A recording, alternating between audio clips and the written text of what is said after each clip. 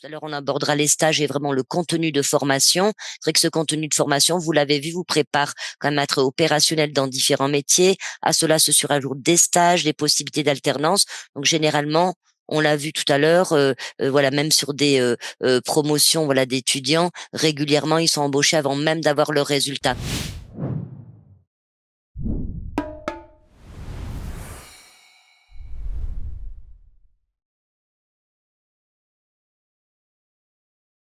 Bonjour à tous. Bonjour Denis. Bonjour. Merci. Bonjour, merci à tous les participants, voilà, de nous avoir rejoints. Donc pour cette visio donc spéciale BTS édition, voilà, donc pendant ce temps d'échange, donc nous allons déjà enchanté de vous recevoir. Vous allez pouvoir consulter donc cette visio également sur différents réseaux sociaux et notamment sur nos sites bien sûr dédiés, sur le site ISK et le site Edudis qui sont nos deux sites d'enseignement, enseignement à distance et en présentiel. Donc c'est une table ronde dédiée au BTS édition. Cette visioconférence bien sûr est enregistrée. Et elle a pour objectif, voilà, de vous permettre de disposer des informations claires, complètes et fidèles sur la formation. Cette table ronde a pour objectif de vous offrir une vision globale, voilà, de ce BTS, les métiers auxquels il vous prépare, quelles sont les compétences développées, le contenu de formation. Nous évoquerons tous les différents éléments de la formation, c'est-à-dire les stages, les modalités d'examen, bien sûr, ce qui vous intéresse aussi en priorité, quels sont les débouchés, bien évidemment, mais aussi les poursuites d'études, et nous parlerons également des attendus et des exigences de ce BTS qui est donc très riche et dense en enseignement. Donc il s'agit bien d'un temps d'échange donc pédagogique et informatif au cours duquel vous allez pouvoir poser des questions. Donc ce soir, je suis accompagnée de Denis Carrascosa qui est enseignant formateur dans le domaine et également donc d'Hélène, ma collaboratrice, qui sera chargée de relayer l'ensemble de vos questions afin que nous puissions y répondre au fil voilà, des échanges de cette session. Donc dans un premier temps, je vais bien sûr vous présenter Monsieur Denis Carrascosa, qui est enseignant chez nous depuis de nombreuses années, formateur au sein du BTS édition, aussi bien en enseignement à distance qu'en présentiel. Alors Denis a un parcours qui est très riche et représentatif des réalités du métier de l'édition et ainsi que de l'imprimerie. Il a commencé par faire un tour de France, c'est-à-dire les personnes qui sont donc des compagnons. Et on sait que voilà, sur ce type de formation-là, le niveau d'exigence est très technique, très professionnel et très exigeant. Ensuite, pendant de nombreuses années, il est intervenu donc en qualité de directeur technique au sein d'imprimerie, en qualité donc de technicien bien sûr supérieur, puis en qualité de directeur général au sein d'une structure d'envergure. Et il a travaillé notamment auprès des éditions Hachette, voilà, en particulier pour la réalisation, la fabrication de nombreux manuels scolaires. Et vous verrez d'ailleurs que la fabrication est une étape importante, une partie importante de votre programme de formation. Par la suite, Denis a évolué donc en créant sa propre entreprise. Il a pu ainsi porter ses propres projets éditoriaux de bout en bout, et notamment par la publication de différents magazines, journaux, avec une forte implication, voilà, sur le voyage notamment, et avec des projets qu'il a su mener en Afrique de l'Ouest. Et également, il a également en parallèle de cela passé le concours de journaliste, et il a enfin pu comme ça orienter sa carrière sur ce qui le passionne vraiment, c'est-à-dire le photojournalisme et l'écriture. Donc aujourd'hui, Denis conjugue son activité professionnelle, bien sûr, mais également son goût de la transmission et du savoir auprès de nos étudiants, qui ont une grande chance de l'avoir à leur côté. Et il vous apporte ainsi une vision, voilà, très concrète, très terrain et directement connectée aux réalités du secteur du métier de l'édition. Merci infiniment, Denis, d'avoir accepté de nous donner un petit peu de ton temps pour éclairer nos étudiants qui sont avec nous aujourd'hui. N'hésitez pas à poser vos questions à Hélène via votre chat et bien entendu, nous répondrons à toutes vos questions. Dans un premier temps, Denis, alors est-ce que tu peux nous parler peut-être en général du BTS en édition? Quels sont les étudiants que tu accompagnes? Quel est le profil type? Est-ce qu'il y a des exigences en particulier pour intégrer ce type de formation-là? Bonsoir à tous, et merci de cette introduction, ça fait plaisir. Oui, oui. Alors, au niveau des étudiants qu'on encadre, le profil est assez globalement uniforme, dans la mesure où c'est essentiellement la passion qui amène les étudiants dans cette filière-là, c'est-à-dire qu'on a pas mal d'étudiants qui lisent beaucoup. La grosse majorité, c'est des gros lecteurs. D'ailleurs, chaque fois, j'évalue un peu le volume de lecture qu'ils font tous les ans, et Oui. ils sont tous dans la catégorie gros lecteurs, systématiquement. D'accord. Donc, on a très peu de mécaniciens qui arrivent chez nous, Oui. a priori. Et la grosse majorité sont issus du bac directement, c'est-à-dire qu'ils passent du bac au BTS, mais on a beaucoup de reconversions aussi. Des anciens, cette année, on a des anciens cuisiniers, on a des anciens Sciences Po aussi. J'ai vu, ouais, donc voilà, donc le profil général, c'est vraiment des profils qui sont intéressés par la littérature. Mais bon, c'est un peu tous les horizons quand même, hein. On a des bacs techno, on a voilà, c'est en gros les... Et c'est vrai que les types d'étudiants que nous accompagnons, c'est vrai que j'ai oublié de le préciser tout à l'heure, le BTS est donc bien un diplôme d'État qui est délivré par l'Éducation nationale, mais c'est vrai que ça n'est pas réservé uniquement aux personnes qui sortent de terminale. C'est à vrai dire que, comme nous le disait Denis, on a des personnes en réorientation, c'est-à-dire qui ont déjà fait des études supérieures, on le voit avec l'exemple que tu as donné, Denis, de Sciences Po, et des personnes qui donnent aussi vraiment, qui prennent vraiment un virage au sein de leur carrière et qui ont pu travailler dans le secrétariat, la mécanique ou je ne sais quoi, voilà, et qui veulent vraiment s'orienter de nouveau vers les métiers de l'édition, ou alors tout simplement des poursuites d'études après le baccalauréat. Et ce, donc en enseignement à distance ou en présentiel, bien évidemment, puisque nous proposons les deux formules. Alors, pour ce profil, Hélène, est-ce que tu as des questions qui émanent voilà, de nos auditeurs concernant les profils qui sont attendus ? Alors, bonjour. Alors, il y a Bonjour, Julien Hélène. qui demandait s'il y avait quand même des prérequis, peut-être un baccalauréat qui était quand même mieux vu qu'un autre, qui était plus recommandé pour faire cette formation. Alors, c'est vrai qu'il n'y a pas de sélection vis-à-vis du baccalauréat que vous possédez, puisque on l'a vu tout à l'heure, ça peut être des bacs pro, des bacs technologiques, des bacs généralistes. Dans tous les cas, c'est vrai qu'il faut que vous soyez quand même à l'aise en communication, avoir aussi bien écrit que chorale, et quand même avoir un bon niveau bien sûr, de curiosité, et avoir un niveau de culture générale qui soit quand même élevé, si vous voulez être à l'aise, bien sûr, sur ce type de BTS-là.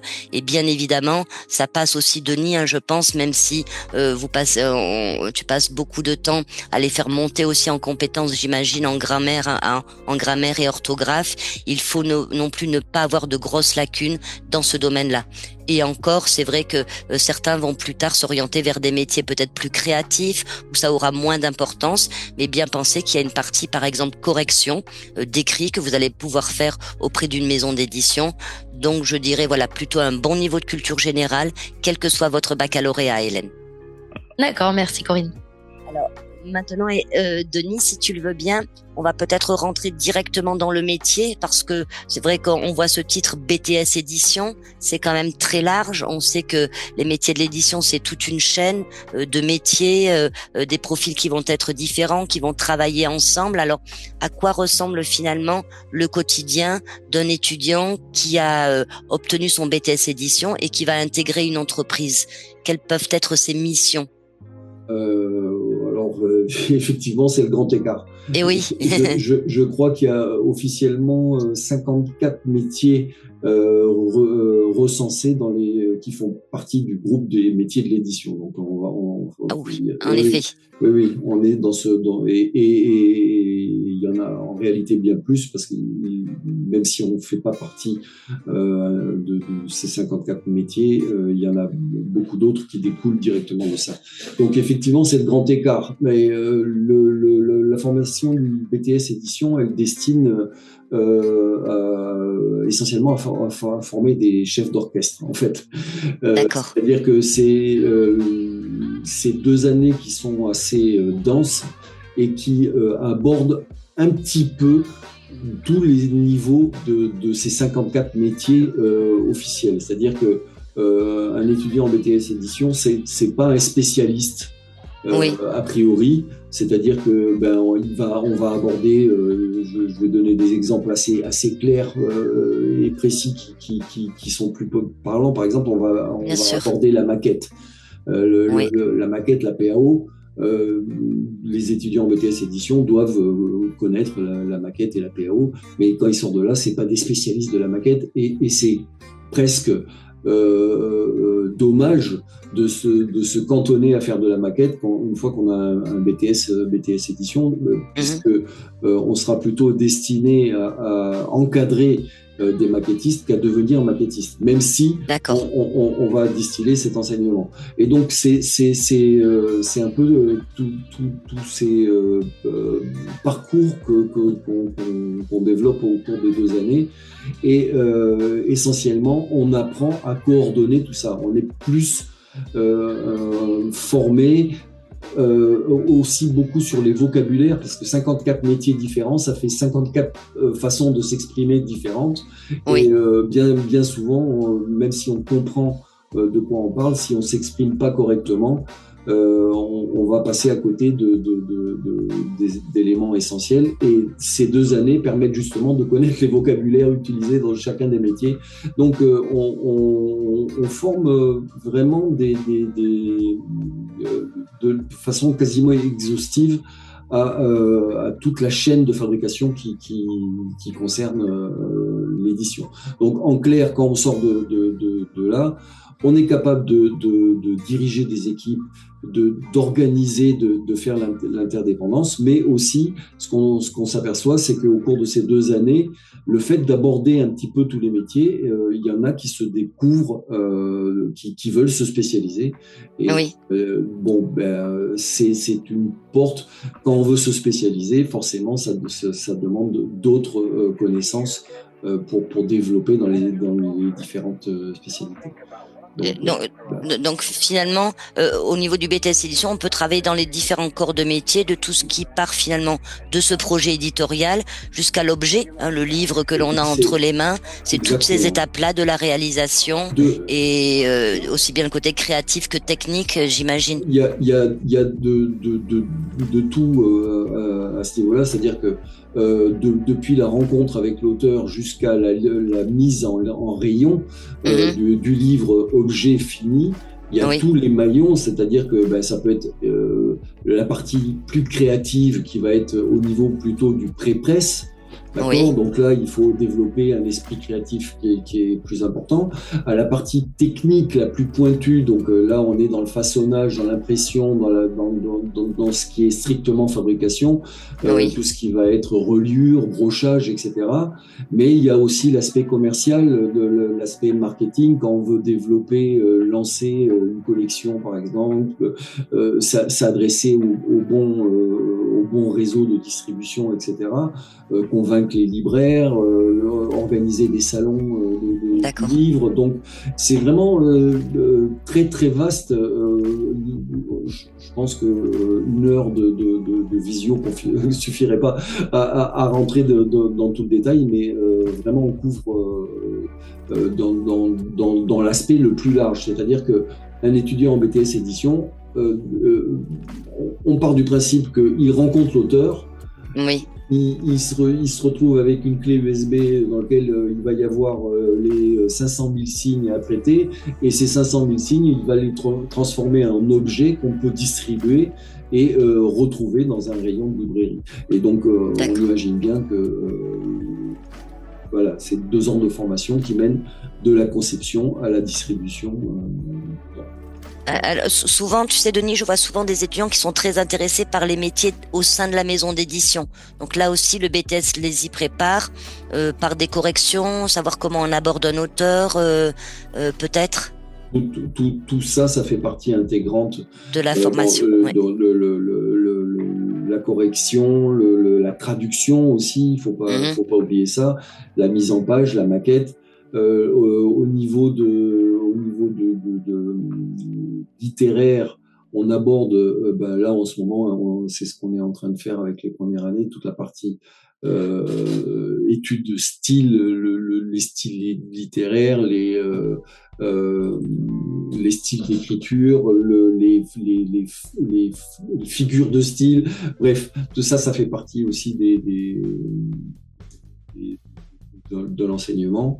Mais en deuxième année, on bascule sur quelque chose qui devient un petit peu plus technique, même si les élèves ne sont pas tous destinés à se spécialiser dans la technique, mais la partie technique, elle est assez importante parce qu'il ne suffit pas, c'est-à-dire que si on peut avoir le bouquin le plus génial qui soit, si à l'arrivée on n'est pas capable de le fabriquer sans que les feuilles se diluent dès qu'on ouvre le bouquin, si c'est écrit trop petit ou si on n'a pas choisi les bonnes couleurs ou le bon papier, etc., etc. Donc la partie technique, elle est quand même importante et c'est ça qu'on développe en priorité en deuxième année.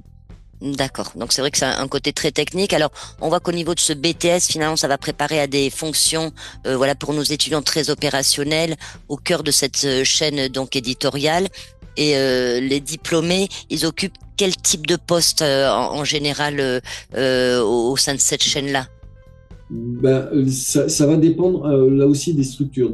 Plus la structure est petite et plus justement le diplômé est mis en valeur dans la mesure où on va lui demander de faire des choses très variées.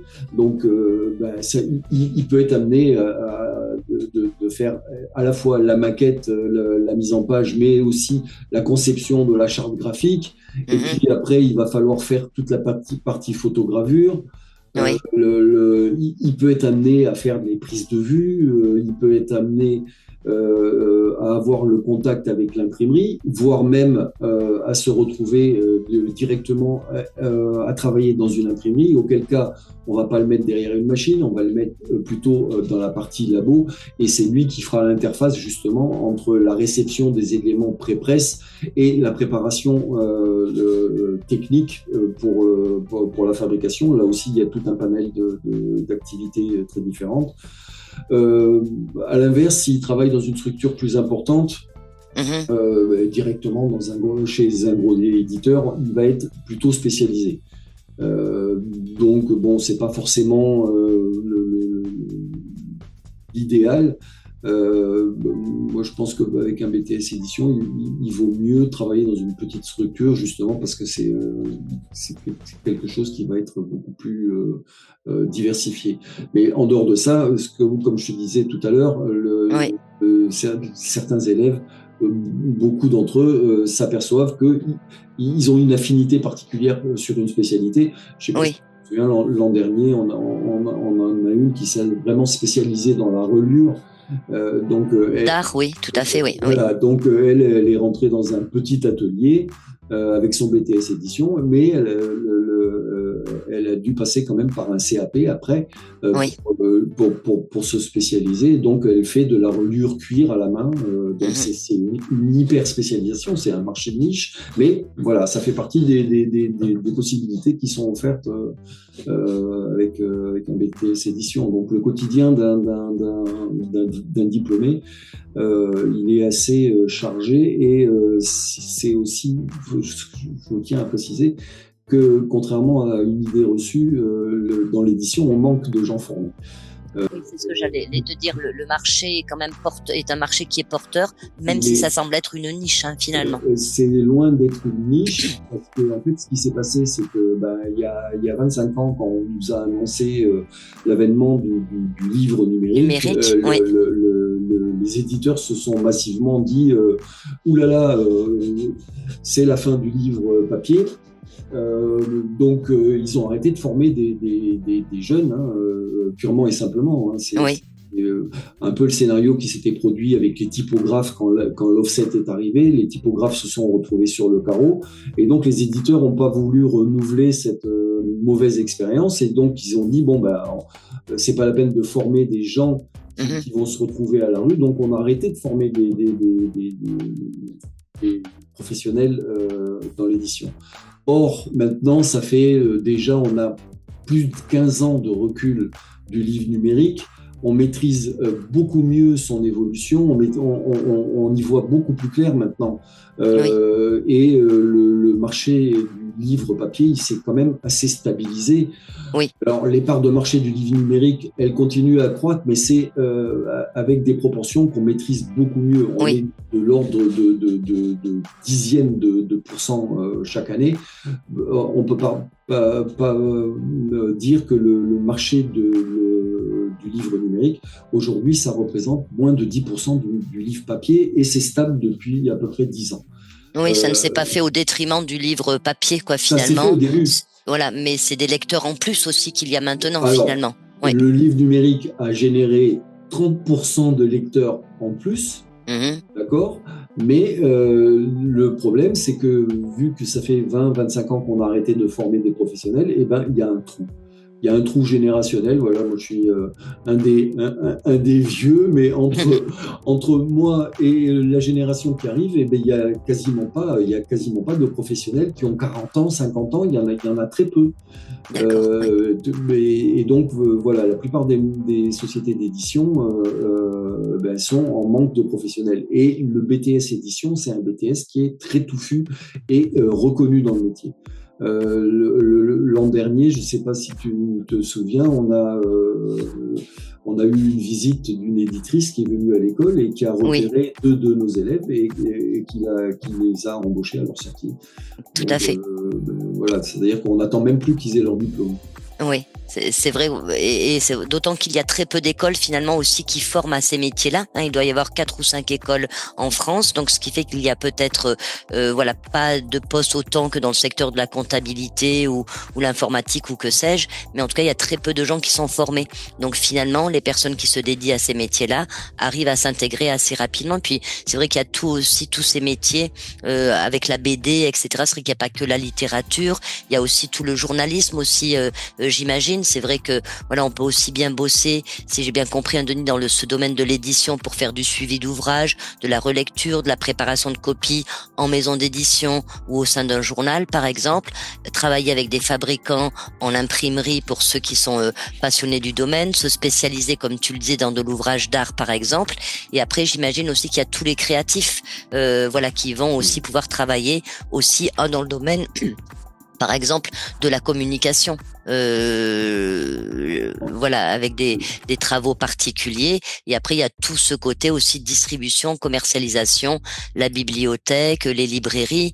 Donc c'est vrai que ça fait un pôle important quand même de recrutement finalement. On est sur le métier de l'édition papier, c'est à peu près 4 milliards de chiffre d'affaires en France. Et encore une fois, c'est un chiffre qui est stabilisé. Donc, on a une bonne vision du marché du travail là-dessus. C'est pas du tout un métier de niche. Oui, d'accord. Merci beaucoup, Daniel. Hélène, est-ce qu'on a des questions par rapport à cette partie-là sur les débouchés professionnels ? Alors, on me demande si pour accéder à un poste intéressant, si la formation suffit ou s'il y a des poursuites d'études qui sont conseillées. Oui, alors Denis nous a répondu, je vais lui laisser la parole, mais c'est vrai que le BTS, je tiens quand même à rappeler que le BTS est quand même fait à l'origine pour entrer directement sur le marché de l'emploi. C'est tout à fait possible. C'est vrai qu'on n'est pas encore entré dans le détail. Tout à l'heure, on abordera les stages et vraiment le contenu de formation. C'est vrai que ce contenu de formation, vous l'avez vu, vous prépare quand même à être opérationnel dans différents métiers. À cela se surajoutent des stages, des possibilités d'alternance. Donc généralement, on l'a vu tout à l'heure, même sur des promotions d'étudiants, régulièrement ils sont embauchés avant même d'avoir leurs résultats. Mais c'est vrai qu'il y a des poursuites d'études possibles aussi, Denis, vers des licences, des spécialisations. Si vous voulez, on peut aborder ce thème-là maintenant sur les poursuites d'études. Je suis pas forcément bien calé sur la poursuite d'études. Oui, c'est souvent des licences pro. Voilà. Voilà, on a aussi pas mal d'élèves qui continuent. Ce que ça donne concrètement, c'est que dans les grosses structures d'édition, ça va leur permettre de rentrer à des postes à responsabilité plus importants. Mais c'est pas valable pour les petites structures. C'est-à-dire que dans les petites structures, justement, la plupart des petites structures n'auront pas forcément les moyens d'embaucher un Gazar ou un Bac+5, vous voyez ce que je veux dire. Et en général, les compétences qui sont développées lors de ce BTS, elles sont largement suffisantes pour travailler justement dans une petite structure. On demande à nos élèves d'être capables justement de faire une production, ça fait partie de l'épreuve à l'examen justement, de présenter un projet professionnel dans lequel ils sont partis de A à Z, de la conception à la distribution justement. Donc ça suffit vraiment largement pour la plupart c'est déjà des bases très solides. Alors c'est vrai qu'il y a les licences pro effectivement, parce que parfois ceux qui sortent juste de terminale vont se sentir parfois un petit peu jeunes pour intégrer le monde professionnel ou ont envie de renforcer un peu leur expertise. Donc dans ce cas-là, c'est vrai que c'est souvent des licences professionnelles telles que les métiers du livre qui vont vous permettre d'accroître encore vos compétences sur toute la partie éditoriale, la partie gestion de projet évidemment. Après, il peut y avoir aussi des licences professionnelles de communication et médias où là on va travailler vraiment sur la rédaction, ça peut être au niveau de la presse, du journalisme évidemment. Et après, c'est vrai qu'il y a quand même des bachelors qui vous permettent aussi de vous spécialiser. Alors souvent ces formations-là sont assez régulièrement abordées quand même en alternance et vont vous permettre d'approfondir aussi l'ensemble de vos connaissances sur la production éditoriale ou la communication en général. Et après, comme toi, Denis, finalement, on peut aussi passer. On voit certains étudiants, ça m'est arrivé d'en rencontrer certains qui allaient poursuivre en passant des concours pour entrer dans des écoles de journalisme, pour travailler vraiment sur les métiers de l'écriture, ou encore les très créatifs qui vont intégrer des écoles, des licences professionnelles, par exemple, en lien avec le graphisme, qui vont se spécialiser dans le domaine parce qu'ils veulent travailler dans le milieu de la BD, de l'illustration ou autre. Et enfin, il y a toutes ces formations un petit peu complémentaires au niveau de la bibliothèque, librairie, où là vous avez aussi des concours que vous pouvez passer. L'avantage avec ce BTS, comme vous le dit Monsieur Carrascosa, c'est que ça vous donne des bases qui sont solides, sur toute cette chaîne. Et après, vous pouvez, si vous le souhaitez, même parfois certains, tu sais Denis, on l'a vu aussi chez nos étudiants, ils font 3-4 ans dans une entreprise, finalement ils s'aperçoivent des outils dont ils vont avoir besoin pour aller un petit peu plus loin, ou alors intégrer le milieu vers lequel ils ont le plus d'attirance, et vont se spécialiser aussi seulement après. Donc oui, bien sûr, les poursuites d'études sont possibles. On me pose une autre question au sujet des débouchés. Une étudiante qui voulait savoir le pourcentage d'étudiants diplômés qui entrent donc dans le monde du travail à la fin de cette formation. En général, je ne sais pas ce que tu en dis, Denis, mais je pense que c'est à peu près 70% qui entrent directement en emploi et les autres qui vont faire souvent une poursuite d'études. C'est à peu près ce que nous constatons chez nos étudiants, il me semble, Denis. Majoritairement, c'est l'emploi quand même. Moi, j'ai pas de chiffres précis, mais de l'expérience que j'ai par rapport aux élèves qu'on a suivis, je suis à peu près, j'aurais dit à peu près ça. C'est-à-dire qu'à peu près un tiers qui continue les études et les autres qui cherchent un emploi et cherchent pas longtemps. Oui. Des retours que j'ai, moi, ils sont, ils postent tous, sauf ceux qui ont poursuivi leurs études, mais tous les autres ont trouvé du travail. Donc, tout à fait. Ça m'étonne. D'accord. Merci pour vos questions. Est-ce qu'il y avait d'autres questions, Hélène, sur cette thématique ? Pas pour le moment. Non. Alors c'est vrai que peut-être avant d'entrer, tu sais Denis, vraiment dans le contenu réel, un peu plus complet de la formation pour illustrer un petit peu en donnant des noms de matières ou des choses comme ça.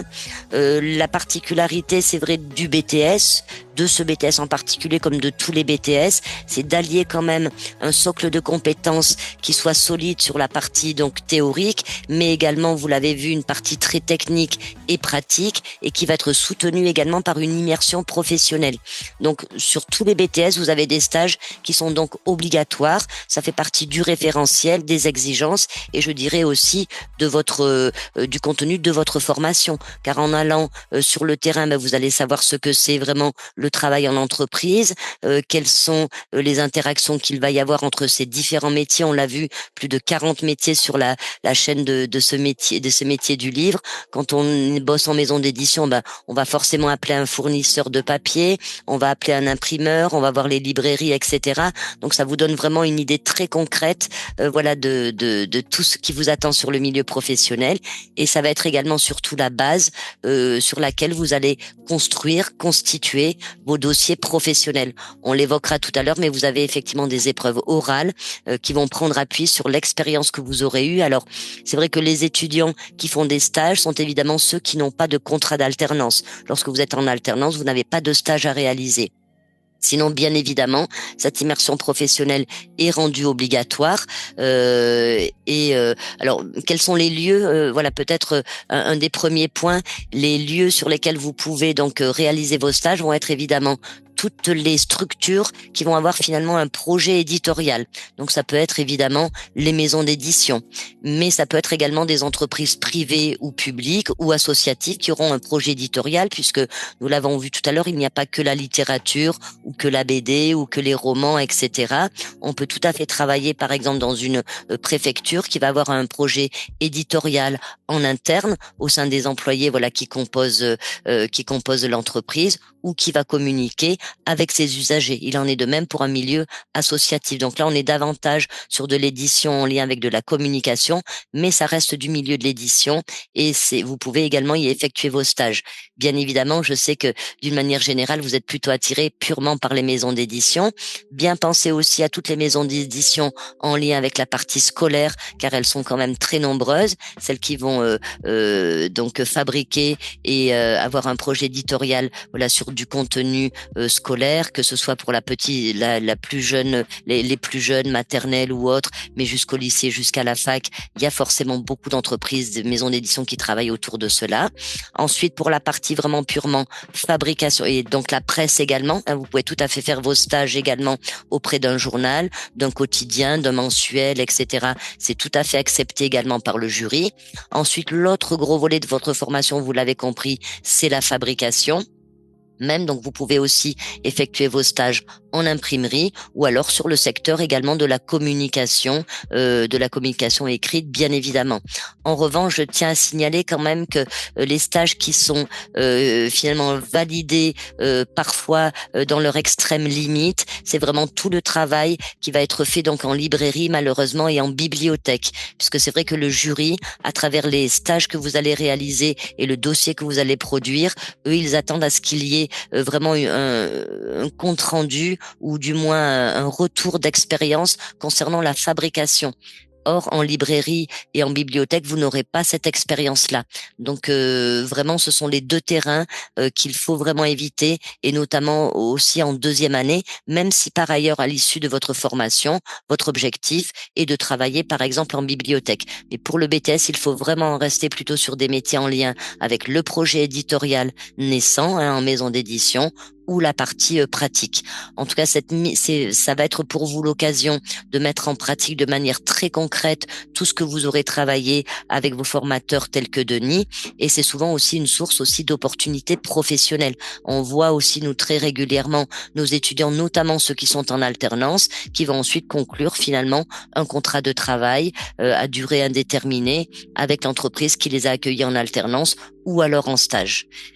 Et enfin, mais bien sûr, surtout très important, ça participe à votre évaluation finale, même si le stage en lui-même n'est pas noté. Vous allez donc construire votre projet là-dessus et le présenter donc au jury. Donc bien sûr, au sein des instituts, de nos instituts de formation en tout cas, vous êtes accompagné, tutoré par les professeurs, notamment Denis a très souvent également accompagné les étudiants à travers leurs recherches. Là, il s'agit bien sûr de faire preuve d'anticipation, ne pas attendre le dernier moment pour trouver son terrain de stage, avoir une certaine organisation. Mais je dirais que cette recherche de stage, vous devez la faire aussi quand même avec une certaine autonomie dans la mesure où ça fait partie également intégrante de votre formation, de développer des capacités à entrer en relation avec une entreprise, savoir parler de vous, de vos qualités, etc. Donc vous avez un soutien et une aide, bien évidemment, mais il vous appartient bien sûr de vous impliquer fortement dans cette recherche de stage qui va se découper sur 2 périodes, une période en première année et une période en deuxième année. Est-ce que tu voulais ajouter des choses, Denis, peut-être sur cette période de stage au regard de l'expérience que tu as avec les étudiants? Non, rien de particulier, si ce n'est que mon conseil, c'est vraiment de s'orienter plutôt sur des stages techniques, Oui. comme l'imprimerie. Oui. C'est vraiment quelque chose qui est formateur par rapport au diplôme. C'est vraiment enrichissant. Donc, Oui. c'est vrai qu'en présentiel, on essayait d'organiser toujours des visites d'imprimerie au Oui. minimum. Mais si vous avez l'opportunité de faire un stage en imprimerie, c'est vraiment un gros plus. Oui. Parce que c'est vrai qu'à travers toutes les études de cas dans les sujets d'examen, il y a toujours la part faite à la partie fabrication est toujours très importante, il me semble. C'est une grosse partie de l'examen. Oui, tout à fait. Donc c'est vrai qu'aller le voir, l'idéal quand même, c'est d'arriver à faire un stage certes sur le milieu de l'édition, si c'est vraiment le sujet qui vous tient à cœur, mais surtout dans tous les cas, aller quand même en imprimerie puisque il y a quand même des techniques, des machines, des encres, des papiers. Et c'est vrai que si vous ne le voyez pas de manière très concrète, ça va être plus difficile de pouvoir en parler aussi bien à votre jury à l'oral qu'à l'écrit. Et retenez que c'est une des épreuves les plus longues à l'examen. C'est la grosse épreuve de 6 heures, ce qui est très rare. D'ailleurs, pour un BTS, on est plutôt sur des épreuves en général de 4 heures, maximum 5 heures. Là, c'est vraiment une grosse épreuve en lien avec la fabrication ou la réalisation de devis, etc. Et croyez-moi, c'est une partie qu'il ne faut pas négliger. Donc, n'hésitez pas à démarcher, bien sûr, les imprimeries pour avoir au moins cette immersion. C'est un plus, oui. C'est 6 heures et c'est un gros coef. Je crois que c'est le plus gros coefficient. Mais je veux quand même préciser un truc, c'est que même si vous n'êtes pas technicien, parce que je peux comprendre que quelqu'un qui veut se lancer dans l'édition n'est pas forcément très attiré par les machines d'imprimerie, etc.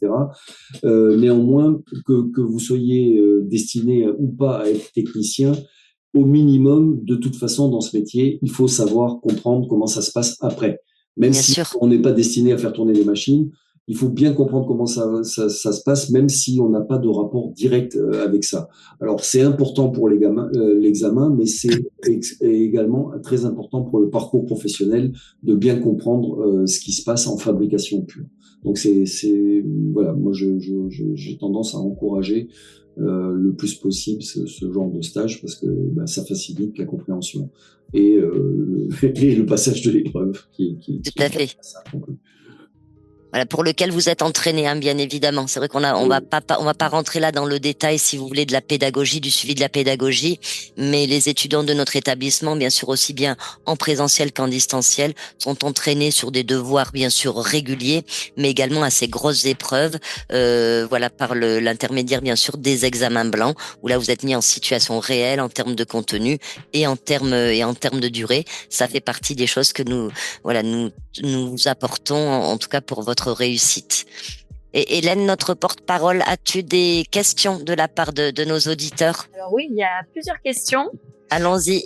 Alors, déjà, on me demande comment faire si on veut le faire le BTS en alternance. J'imagine que c'est le même fonctionnement que pour les stages. Oui, alors là, c'est vrai qu'il n'y a pas de stage à réaliser, mais là, on conclut finalement un contrat avec une entreprise. Donc, c'est un contrat qui est tripartite, puisque l'école également, bien sûr, partie prenante de ce projet de formation, puisqu'il s'agit de mettre en place et de formaliser un projet de formation avec l'entreprise. Donc, d'une part, là, bien sûr, l'apprenant, qui peut être en contrat soit d'alternance sous forme d'apprentissage ou de professionnalisation. Là, je vais pas rentrer dans les détails, mais tout dépend un petit peu de votre âge, bien sûr l'entreprise et ensuite bien sûr l'école. Donc il est tout à fait possible, c'est vrai que c'est peut-être bien de le situer peut-être à ce moment-là de nos échanges, de faire une première année en formation initiale ou continue, en présentiel ou à distance parce que vous n'avez pas encore trouvé d'entreprise, et de faire la deuxième année uniquement uniquement la deuxième année en alternance parce qu'il il vous a fallu un petit peu de temps pour trouver. Et j'avoue que les entreprises aiment bien prendre quand même souvent des deuxièmes années en alternance parce que vous avez déjà pu acquérir pas mal de bases, vous avez déjà réalisé des stages. Et dans le milieu de l'édition, parfois, ils ont un petit peu de mal à trouver du temps pour former les étudiants. Donc, ces bases acquises de première année en initiale peuvent vous permettre plus facilement d'avoir une alternance en deuxième année. Et bien sûr, vous pouvez faire aussi, là c'est l'idéal, le parcours sur les 2 années en alternance, puisque là c'est vraiment beaucoup de techniques que vous allez travailler, vous allez d'emblée vraiment vivre ce que c'est que l'entreprise, tout en continuant bien sûr vos cours et en plus en percevant une rémunération. Et ça n'est pas non plus négligeable pour l'étudiant. Donc là c'est pareil, pour une recherche d'alternance, on va mettre en route les choses habituelles, bien identifier la cible bien évidemment, envoyer ses candidatures, mail, CV, avoir vraiment quelque chose des outils qui soient percutants à travers votre CV, mail, et également pourquoi pas envoyer aussi une petite visio d'1 minute, 1 minute 30 au cours de laquelle vous allez vous présenter vos qualités bien évidemment. Donc là c'est vrai que les entreprises recrutent à peu près toute l'année en alternance, mais avec un pic bien évidemment de recrutement entre le mois de mai et jusqu'au mois de septembre, octobre. Je ne sais pas si j'ai bien répondu à la question, Hélène, si nous avons bien ciblé. Je pense que oui. Oui. Ensuite, j'avais une autre question. Oui. On me demande si une alternance dans un journal peut être acceptée. Oui, c'est ce que j'expliquais tout à l'heure. Voilà, à partir du moment où, Denis, je pense que tu valides également, puisqu'il s'agit d'un projet éditorial. Donc pour moi, pas de souci. Je vais laisser Denis valider ma réponse.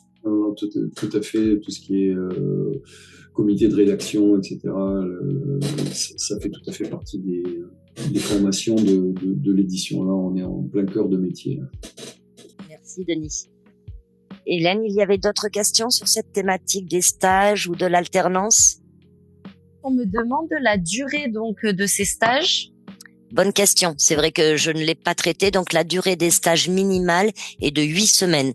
Donc, j'avais en revanche exprimé l'idée que le stage était scindé en 2 parties. Une partie qui est obligatoire en première année d'une durée minimum de 4 semaines. Donc, en fin de première année, puisqu'il faut que vous ayez le temps d'avoir quand même acquis des compétences pour aller sur le terrain et pouvoir participer vraiment à l'activité.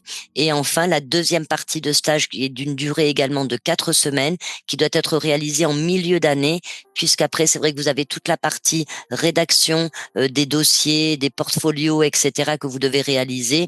Donc, il faut réaliser ces stages suffisamment tôt pour pouvoir après faire votre production écrite.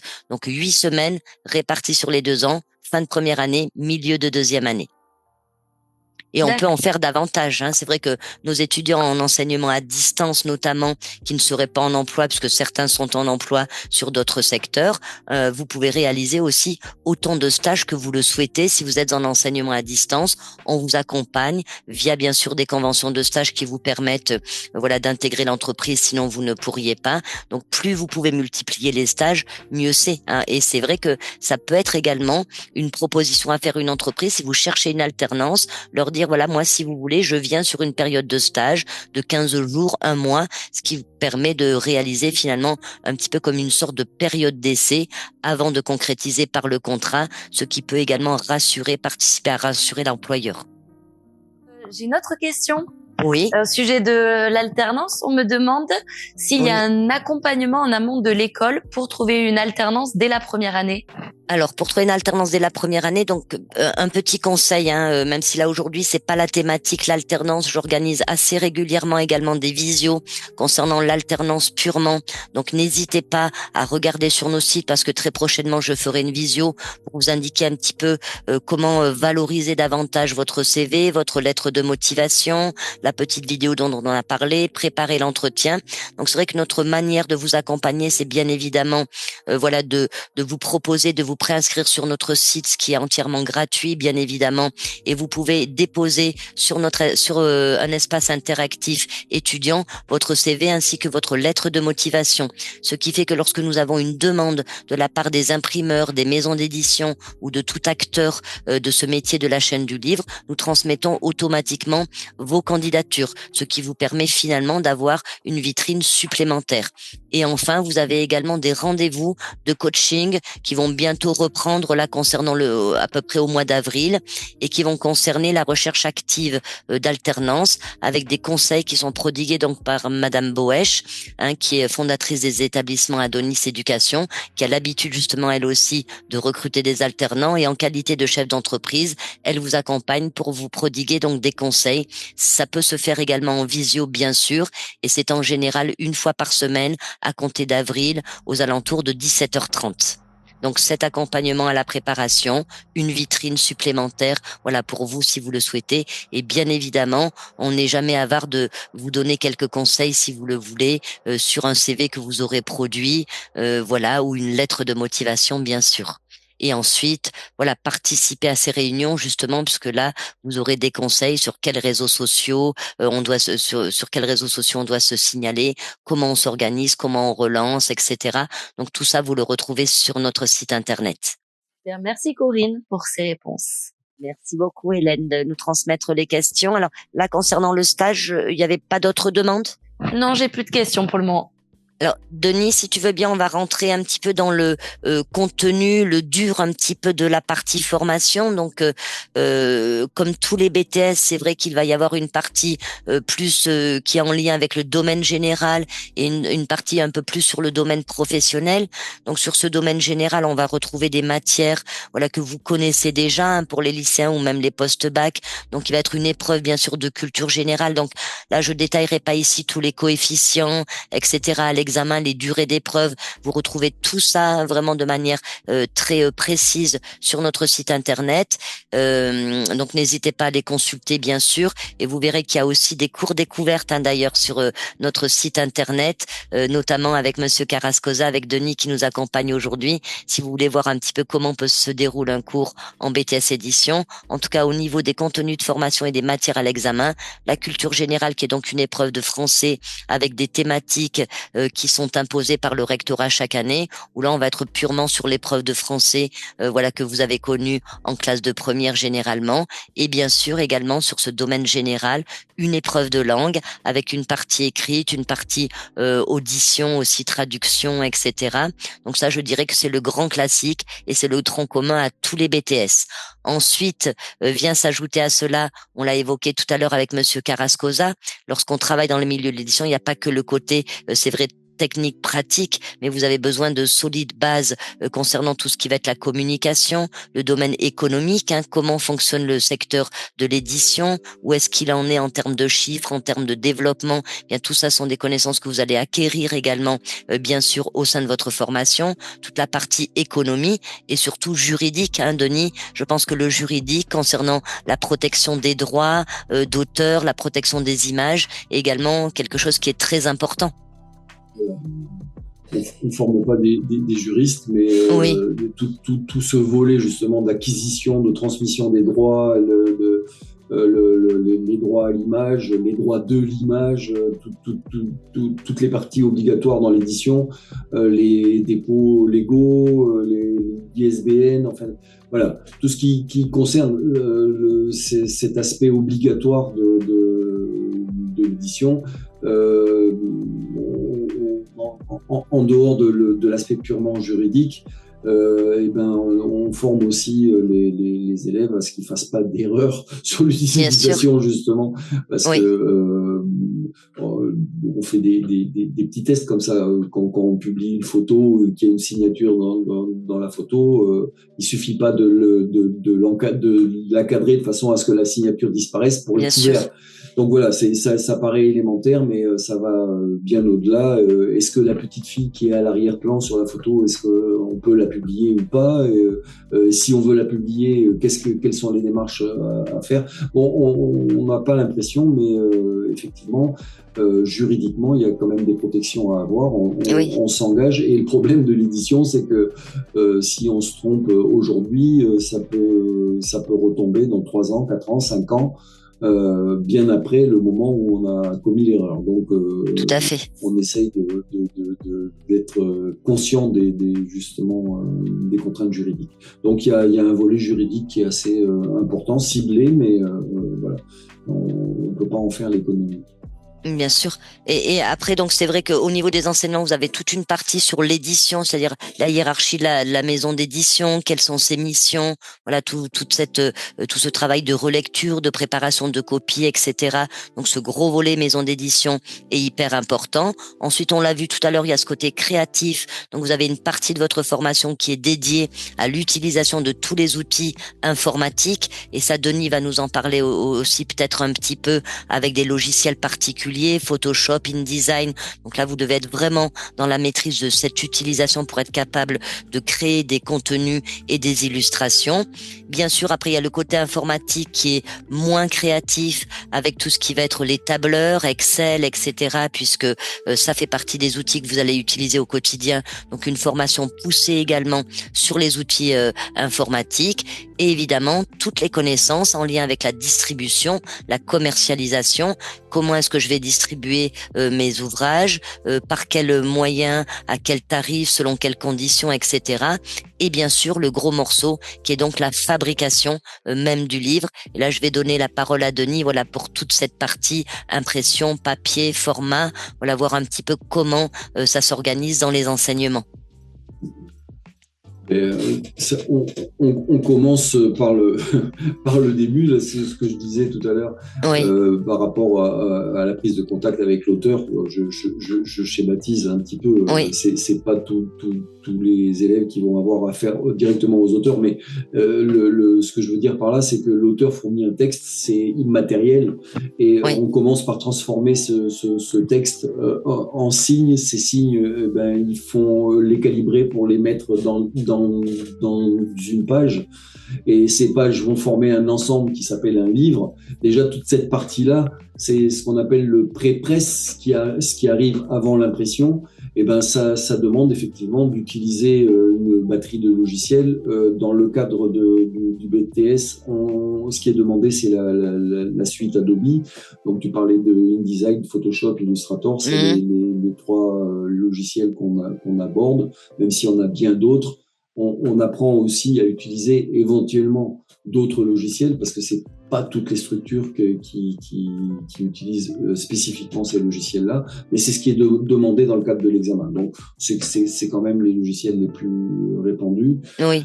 Donc, dans cette partie pré-presse, c'est essentiellement sur ces 3 logiciels qu'on va travailler. Tu parlais aussi des tableurs, donc Excel. L'utilisation d'Excel est assez importante parce que c'est exigé à l'examen. On ne demande pas d'être un génie sur Excel, mais il faut savoir l'utiliser. Savoir connaître les fonctions de base. Voilà, on fait pas des mathématiques. Les gens associent souvent le Excel aux maths. C'est pas ça. On utilise Excel comme un support, forcément pour faire des calculs dessus, utiliser des tableaux, mais des réalisations de devis, des choses comme ça. Voilà. Mais c'est une utilisation quand même basique. Hein. On n'est pas en train de former des mathématiciens. Donc, une fois qu'on maîtrise tout l'aspect pré-presse, on va se pencher justement sur la fabrication. On va parler des qualités de papier, des grammages. On va parler d'écologie un peu en matière de papier, justement, et essayer de bien comprendre que le papier, contrairement à l'idée qu'on se fait, c'est pas du tout destructeur en matière d'écologie. Les émissions de CO2, c'est pas la fabrication de papier proprement dit, c'est le blanchiment du papier. Donc je ne vais pas rentrer dans le détail de la fabrication. Mais voilà, c'est un aspect qui est intéressant quand même de la formation, de bien comprendre justement les tenants et les aboutissants en matière d'écologie. Donc ça, c'est un sujet qu'on aborde d'assez près. Et ensuite, justement, toutes les différentes techniques de distribution, de fabrication du livre. On parle du numérique, on parle de l'offset, mais pas que, parce que dans les techniques d'impression, il y a aussi des techniques comme la sérigraphie, les biogravures, etc. Donc on aborde un peu tous ces aspects-là. Et on va parler aussi bien du livre commercial, donc le livre de poche bon marché, que du beau livre et toute la palette qui va autour. Mais on va encore au-delà de ça, puisqu'on va parler aussi de packaging. À partir du moment où on traite d'une collection, comment est-ce qu'on met un ouvrage en valeur. Donc on va parler des jaquettes, on va parler des cerclages, on va parler des enrichissements, donc la dorure, les jaspages sur les couvertures, etc., etc. Comment on met en valeur et on transforme une conception de l'esprit en un objet qui devient de plus en plus un objet de valeur. Le livre prendre de la valeur justement parce que on favorise justement par rapport à l'augmentation du prix du papier. Ça devient de plus en plus un objet en tant que tel, qu'on aime posséder, qu'on aime toucher, voilà. C'est vrai. Donc on apprend tous ces aspects-là, et 2 ans, c'est pas de trop pour maîtriser tous ces aspects. J'imagine. Oui, c'est voilà une somme de connaissances théoriques et pratiques qui est considérable. Et c'est un peu le leitmotiv, je dirais, des BTS. C'est pour ça que c'est un diplôme qui est très apprécié par les entreprises parce que vous êtes solide dans vos connaissances théoriques et en même temps vous avez ce côté pratique à l'issue d'un BTS. Sans vouloir dénigrer l'université, mais ce qui est beaucoup moins vrai pour l'université où les choses sont un petit peu plus diffuses. Et c'est vrai qu'un BTS ça demande beaucoup de travail. En général, un BTS, c'est une 30aine d'heures de cours par semaine auxquelles vont s'additionner, bien sûr, vos heures de travail personnel, de recherche, de mise en forme, etc. Donc, il faut bien sûr avoir la motivation nécessaire pour se présenter justement à l'examen. Et je vais faire le lien justement, Denis, avec les épreuves à l'examen pour schématiser rapidement. Donc, c'est vrai qu'on a des fameuses épreuves écrites. On l'a vu tout à l'heure, c'est hormis le français et les langues, on va être vraiment beaucoup sur des épreuves je dirais très professionnalisantes avec des études de cas. On va vous décrire des situations avec des spécificités. On va vous demander finalement de réagir comme un technicien supérieur, c'est-à-dire de faire des propositions de résolution, d'amélioration, etc. Donc par là même, on va tester vos connaissances du secteur de l'édition, bien sûr, et surtout vos capacités d'analyse et être capable aussi de restituer les solutions de manière qualitative, c'est-à-dire on va évaluer aussi vos qualités rédactionnelles, bien évidemment. Ensuite, vous avez donc toute la partie épreuve professionnelle proprement dit directement sur l'outil informatique, aussi bien du côté créatif que organisationnel. Donc ça aussi, c'est une grosse partie. Et enfin, vous avez la partie qui est liée à vos dossiers, les épreuves orales. Donc c'est vrai que pour ce BTS édition, vous avez plusieurs projets à présenter. L'un qui est un projet personnel, l'autre qui est un projet professionnel, un portfolio. On l'avait vu tout à l'heure, vous vous en souvenez, concernant les stages, où là, vous allez vraiment prendre appui sur cette fameuse période d'immersion pour décrire d'une part dans l'un des dossiers ce que vous avez réalisé, comment vous avez pris part à l'activité de l'entreprise. Ensuite, on va vous demander dans un autre dossier de monter purement et simplement un projet, et Denis vous aide énormément là-dessus, notamment parce que ce projet doit présenter des difficultés techniques que Denis vous aide à présenter, à savoir mettre en place et à accentuer pour montrer au jury que vous avez une excellente expertise, connaissance concernant ce côté technique, proprement dit de l'objet du livre, et enfin un portfolio à travers laquelle vous ferez état, voilà, d'éventuelles visites que vous aurez pu faire, connaissance d'un auteur en particulier, vu un biopic, vu une exposition, etc. Finalement, vous allez rendre compte de cette passion pour le métier de l'édition à travers ce portfolio, puisque vous démontrerez que vous avez eu aussi des activités extrascolaires. Donc voilà pour les épreuves à l'examen, mais encore une fois, rassurez-vous, vous êtes accompagné et préparé à passer toutes ces épreuves. Il faut aussi travailler un petit peu sur la gestion de son stress, mais voilà, et puis travailler, je dirais que c'est la régularité et le sérieux, Denis, qui paye voilà sur ces épreuves-là, puisque on va voilà vous tester un petit peu sur 2 années de connaissances. Donc il ne faut pas que les choses soient acquises de manière voilà trop légère, mais voilà que vous soyez vraiment bien dans la maîtrise et que vous réagissiez voilà avec clarté, précision, logique à travers toutes ces épreuves là. Est-ce que nous avons des questions, Hélène, pour cette partie-là? Dis-moi. On me demande si la culture générale est basée uniquement sur du français ou s'il y a d'autres matières comme l'histoire-géographie ou mathématiques peut-être. Non, voilà. Alors il n'y a pas de maths, c'est vrai au sein de ce BTS-là, on est vraiment sur la culture G et la partie langue. Donc culture générale, c'est vraiment la partie français. Mais c'est bien sûr à travers voilà tout dépend de la thématique. J'expliquais tout à l'heure qu'il y avait une thématique chaque année. Alors j'ai plus en tête de sujets, mais il a pu y avoir des sujets en lien avec l'environnement, avec l'avènement de l'informatique. Ça peut être une thématique comme Paris, ville lumière, etc. Donc c'est vrai qu'il peut, pourquoi pas, y avoir un sujet en lien avec soit l'histoire, soit la géographie ou autre, mais c'est une thématique qui est travaillée bien sûr chaque année avec les étudiants. D'accord. Ensuite, j'ai d'autres questions, mais plus ciblées sur les stages et l'alternance. Est-ce que vous voulez peut-être qu'on y revienne un peu plus tard ou... Alors non, on peut y revenir maintenant puisqu'après on passera à la conclusion sur comment candidater, parce que là je pense qu'on a fait à peu près le tour. Voilà, s'il y a des choses qu'on n'a pas abordées, effectivement, Hélène, tu peux voilà nous donner les questions, on va y répondre. Oui. Alors j'avais un étudiant qui voulait plus de précision sur la façon dont l'entreprise prenait en charge la formation dans le cas d'une alternance et comment l'étudiant était rémunéré. Oui, alors là, je vais pas pouvoir entrer dans tous ces détails-là, mais il y a quand même un élément important.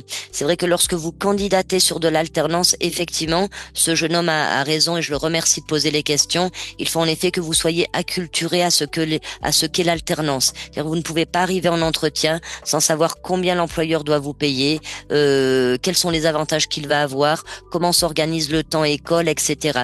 Donc pour cela, c'est vrai que je vais mettre en place des visios prochainement, justement auxquelles je vous inviterai à participer pour rentrer un peu dans les détails. Je ne peux pas aujourd'hui rentrer dans les détails sur la rémunération que vous allez percevoir, mais encore une fois, vous allez retrouver tout ça sur notre site. En revanche, un des premiers éléments d'information pour répondre à la question de ce jeune homme, Hélène, donc c'est vrai que lorsque vous êtes en alternance, il y a une chose primordiale à savoir. Beaucoup d'étudiants pensent que dans le cadre de l'alternance, la scolarité, les frais de scolarité sont pris en charge par l'entreprise, ce qui n'est pas vrai du tout, et ce qui réduirait encore bien sûr les chances de trouver une alternance, parce que si votre employeur doit vous payer vous, alors qu'il doit vous apprendre également le métier, s'il doit payer votre école et que vous ne soyez pas tout le temps en entreprise, puisqu'on est sur un système d'alternance, une fois école, une fois entreprise, il y aurait plus aucun intérêt pour un employeur de recevoir un jeune, ça lui coûterait plus cher que d'avoir un employé. Donc effectivement, dans le cadre de votre alternance, vous percevez votre rémunération, votre patron, bien sûr, vous verse cette rémunération, mais perçoit des aides si vous avez moins de 30 ans. Tous les détails sont sur notre site, mais par ailleurs, l'école est payée par l'OPCO. Donc c'est un organisme donc paritaire collecteur de fonds de formation, c'est-à-dire c'est l'État qui paye votre école, ce n'est ni vous, ni votre employeur. Voilà pour les premières réponses, Hélène. Et ensuite, on approfondira tout cela dans une prochaine visio, parce que la question de l'alternance reste au cœur, du sujet, c'est vrai, des étudiants. Ensuite, on me demandait s'il y avait des possibilités de mobilité à l'international au niveau des stages.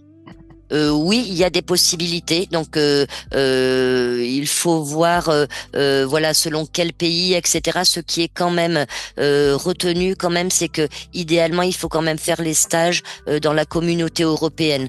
Pourquoi? On l'a vu tout à l'heure, il y a une partie juridique qui est quand même assez importante. Vous l'avez vu, et c'est vrai que cette partie juridique peut être vue ou traitée différemment, ou du moins les choses sont légiférées différemment si vous êtes en Chine, aux États-Unis ou ailleurs. Donc c'est vrai que voilà, concernant les stages, on vous conseille quand même communauté européenne, mais ça peut être validé aussi par exemple par un rectorat lorsqu'il y a des doutes sur un terrain d'alternance, un lieu de stage, etc., que ce soit géographique ou typologie de structure. On peut demander des validations au rectorat. C'est ce qu'on pourrait faire pour cette personne par exemple. D'accord. Ensuite, j'ai une dernière question. On me demande des précisions sur la structure de l'alternance, comment le rythme dans la semaine en fonction des jours de formation, des jours en entreprise. Alors ça va être propre à chaque école. C'est vrai que là aujourd'hui, l'idée n'était pas forcément de présenter que l'école Adonis ou ISK Étudis, mais c'est vrai que ça, tout va dépendre de l'école. En tout cas, il y a un cadre légal qui est posé en revanche le même pour tous les établissements, c'est-à-dire que vous devez effectuer 1420, 1450 heures, voilà, de dédiées à votre formation études, version études école, et le reste étant en alternance. Après, c'est vrai que chaque école va proposer son rythme, c'est-à-dire que certaines écoles vont fonctionner sur 2 jours par semaine en école, 3 jours en entreprise, d'autres vont faire une semaine, 15 jours, etc. Dans tous les cas, la seule chose à respecter, ce sont ces 1400 et quelques heures dédiées à vos enseignements, dédiés à l'école. L'avantage, voilà, si je prends l'exemple d'Étudis, l'avantage pour un étudiant qui est en enseignement à distance, et c'est aussi pour ça parfois que les employeurs choisissent nos étudiants, c'est que la distance permet cette grande souplesse. Lorsque vous êtes en école en présentiel, le rythme de l'école va s'imposer à l'entreprise. Si l'école dit c'est 2 jours, 3 jours ou une semaine, 15 jours, l'employeur n'aura pas le choix. Avec l'enseignement à distance, et étant donné que vos accès à vos espaces interactifs peuvent être vraiment personnalisés, donc c'est-à-dire qu'il est important de dire à votre employeur lorsque vous cherchez une alternance justement, alors avant il faut qu'on ait eu un entretien, etc.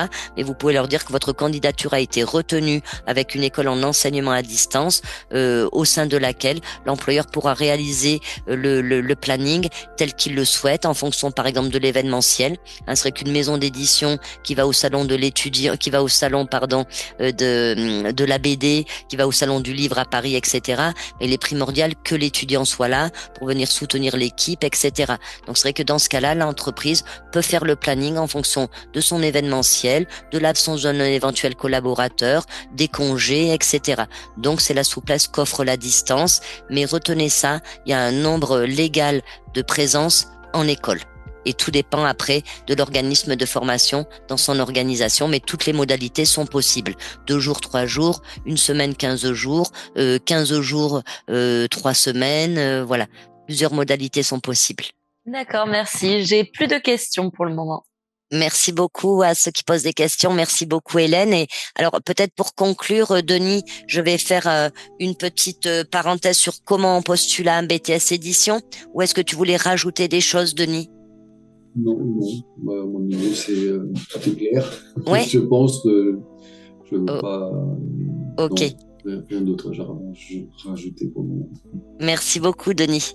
Alors, comment est-ce qu'on postule à un BTS édition? Donc là, c'est vrai que j'ai présenté des choses génériques qui vont être vraies pour l'ensemble des écoles. Donc, c'est vrai qu'il y a plusieurs possibilités d'entrée en école de BTS édition. Donc, soit vous êtes juste bachelier, vous allez passer votre bac cette année, ou vous avez fait une année de fac de droit, de sciences de l'éducation ou autre, et vous voulez vous tourner vers le BTS en édition. Donc, dans ce cas-là, le chemin classique, ce sera donc, vous allez être donc en formation initiale et vous allez donc candidater sur la plateforme Parcoursup. Donc sur cette plateforme Parcoursup, vous ne retrouverez que les établissements publics ou les établissements qui sont sous contrat d'État. Donc là, vous allez retrouver peut-être 2 ou 3 établissements maximum.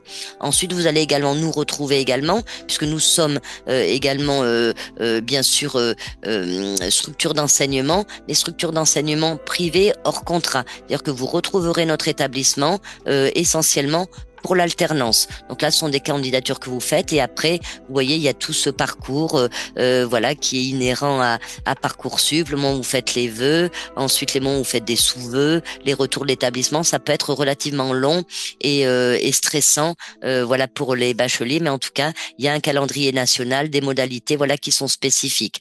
En dehors de cela, par exemple, pour notre établissement, donc bien sûr, nous recevons des candidatures via cette plateforme Parcoursup, mais les étudiants, et c'est ce que je vous conseille de faire, peuvent également candidater directement auprès des écoles privées telles que la nôtre. Alors, il y en a d'autres, mais vous pouvez candidater donc directement chez nous. Dans ce cas-là, vous pouvez faire une demande de documentation, une préinscription sur notre site. L'idéal étant quand même de nous contacter aussi téléphoniquement, comme ça on a un premier échange. Là, il va y avoir un petit entretien de motivation, un dossier en complété, quelques éléments à nous fournir, notamment relevé de notes, etc.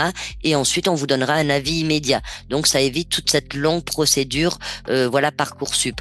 En revanche, c'est vrai que là, ce sont des scolarités qui généralement ont un coût, sauf si vous êtes en alternance. Donc là, c'est pour la partie initiale, hein, c'est-à-dire la personne qui est en terminale ou qui est toujours en tout cas dans une poursuite d'études, soit juste après le bac, soit un petit peu plus tard après le bac. Ensuite, après, il y a les personnes qui vont être en reconversion ou réorientation. Donc là, ces personnes-là n'ont plus accès à la plateforme Parcoursup pour candidater. Donc là, il faut que vous candidatiez directement auprès des établissements. Et c'est vrai que là, dans ce cas-là, les 2-3 établissements publics qu'il y a, généralement, leurs places sont réservées pour les candidats justement en initiale, c'est-à-dire juste les post-bac. Donc souvent, vous allez devoir vous tourner, c'est vrai, vers les écoles privées. Néanmoins, même si vous êtes adulte en reconversion ou réorientation, rien ne vous empêche aussi de développer votre projet avec un format d'apprentissage, c'est-à-dire être voilà sur de l'alternance. Donc voici en gros les différentes possibilités voilà de candidater sur ce BTS. Dans tous les cas, il y aura toujours une petite partie motivation qui va être encore davantage accrue sur cette plateforme Parcoursup et va être plus longue. Et sinon, voilà, directement auprès des écoles où là, on va observer la cohérence de votre projet, les qualités que vous possédez déjà. Mais en tout cas, le retour sera quand même plus rapide. À partir de là, vous pouvez faire votre réservation, bien sûr, et les prochaines rentrées pour ce type de BTS-là seront en septembre. On a encore 1 ou 2 personnes qui entrent actuellement pour cette première année, mais on va être vraiment sur les derniers recrutements. Parce que vous l'avez vu, le programme est dense. Donc, il faut quand même que cette première année soit finalisée avant le début de la deuxième année qui aura lieu donc en septembre 2026. Donc voilà, pour ceux qui souhaiteraient postuler chez nous, voilà, ou ailleurs, il faudrait le faire vraiment très très rapidement. Et sinon, vous pouvez d'ores et déjà postuler maintenant pour la rentrée de septembre prochain. Donc j'espère avoir été claire voilà sur cette petite partie-là. N'hésitez pas dans tous les cas si vous voulez que l'on étudie, parce que ce soir je ne vais pas pouvoir le faire, étudier les choses de manière plus individualisée, plus personnalisée, parce que c'est vrai que ces BTS-là peuvent être aussi financés via des dispositifs CPF, Transition Pro, etc. Là c'est pas l'objet, c'est vrai du discours d'aujourd'hui, parce que là on est vraiment sur le BTS édition, mais vous avez justement des visios de journées portes ouvertes que j'anime également régulièrement. Il y en aura une justement dans 15 jours où là on peut rentrer vraiment davantage dans ces détails-là. Donc sinon c'est vrai que le prérequis en revanche est d'avoir un diplôme de niveau bac, hein. Vous devez être soit titulaire d'un bac, soit d'un titre professionnel ou de tout type de diplôme équivalent au baccalauréat avant d'entrer bien sûr en BTS, puisque là c'est un bac +2 que vous allez préparer.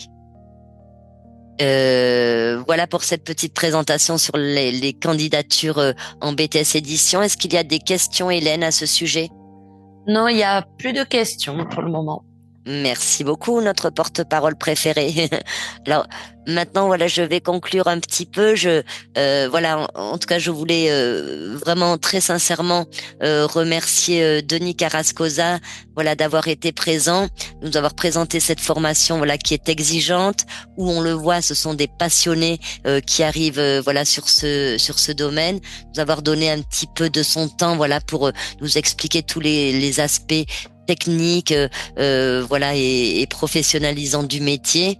Et voilà, j'espère que nous aurons en tout cas répondu à vos questions, qu'on aura suscité aussi voilà l'engouement pour vous d'en savoir même un petit peu plus sur ce BTS-là. Pour ma part, moi, je vous invite à aller voir justement des cours découvertes que vous allez retrouver sur notre site avec Denis.